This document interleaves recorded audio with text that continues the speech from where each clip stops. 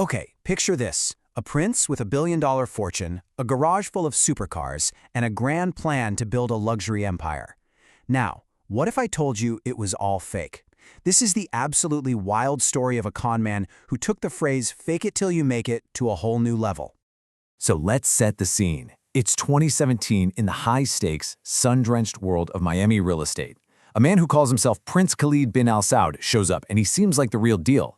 He's charming, he's dripping with wealth, and he's dangling this irresistible offer: a $400 million investment in a brand new, lavish hotel. As you can imagine, he pretty much immediately got the full attention of some of America's biggest developers. And I mean, he really looked the part. We're talking a penthouse on the super exclusive Fisher Island, a fleet of cars that included Ferraris and Rolls-Royces, and of course it was all documented for everyone to see on his Instagram. But take a closer look at this slide. See those diplomatic license plates? That was a key part of his whole illusion, and he literally just bought them online. It was a tiny, tiny crack in a very, very elaborate facade. A little clue that something here was seriously off. He had the money, he had the cars, he had the lifestyle that left absolutely no room for doubt. I mean, he had everyone convinced. But behind this billion-dollar illusion, there was just one massive, story-shattering problem. The entire thing, from top to bottom, was a lie. A carefully constructed, multi-million-dollar lie that had actually been decades in the making. And here it is, the shocking truth.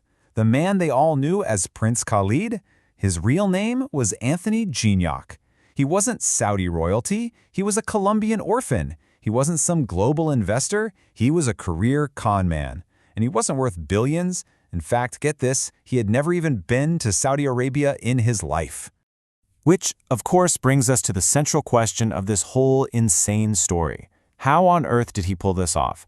How did a guy with nothing convince so many rich and powerful people that he was the real deal for so long? Well, to understand that, we have to go back, way back to the very beginning to see how the character of the prince was even born in the first place. His story starts in Colombia. He was orphaned when he was young, and then in 1977, he was adopted by an American family.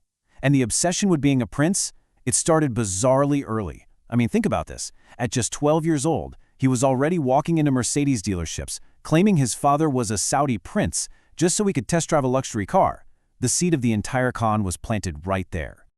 And that childhood fantasy? Oh, it didn't just fade away. Nope. It escalated into a lifelong criminal career that was built entirely on deception. His criminal record pretty much reads like a resume for a master fraudster. He started with a hotel scam back in '91, then a department store fraud in 2003. And each time he'd get caught, he'd serve his time, and then he'd get right back out and just hone his skills. You can see a clear escalating pattern here, with every single scam getting bigger and more ambitious than the last. And this quote just perfectly shows his method. So in that 1991 scam, he checked into a 5-star hotel and just lived like a king, racking up these enormous bills. He was so convincing that the staff actually called him Your Highness. But of course, when it was time to pay up, Your Highness had vanished along with all their money. His audacity was just off the charts. He once called American Express pretending to be a real Saudi prince, claiming his card was stolen. And to get them to rush him a new one, he told them, "If my father, the king, finds out my credit card was stolen, he will be very angry." And you're not going to believe this, but it worked. They actually issued him a platinum card with a supposed $200 million limit before the whole thing fell apart. And the stakes just kept getting higher and higher. Now he was playing in the big leagues. We're talking scamming investors out of $8 million by promising them this exclusive pre-IPO access to Aramco, the Saudi oil giant. He promised them a fortune, but really, he was just funding his own. So all of that brings us right back to 2017, and to the final, most ambitious con of his entire career. The one that would finally bring it all crashing down. So his ultimate target was this guy, Jeffrey Soffer, a legit billionaire developer. Posing as Prince Khalid, Gignac proposed that massive $400 million hotel deal. And Soffer was totally taken in by it. I mean, we're talking private jet flights, lavish gifts worth thousands of dollars. Soffer was treating him like actual royalty, because why wouldn't he? He had no reason to believe otherwise. So after decades of meticulous deception, his entire empire unraveled over something so simple: a dinner order. At a really important business meeting, Gignac, the supposedly devout Muslim prince from Saudi Arabia, ordered pork. Well, Safar knew that was wrong. Devout Muslims don't eat pork.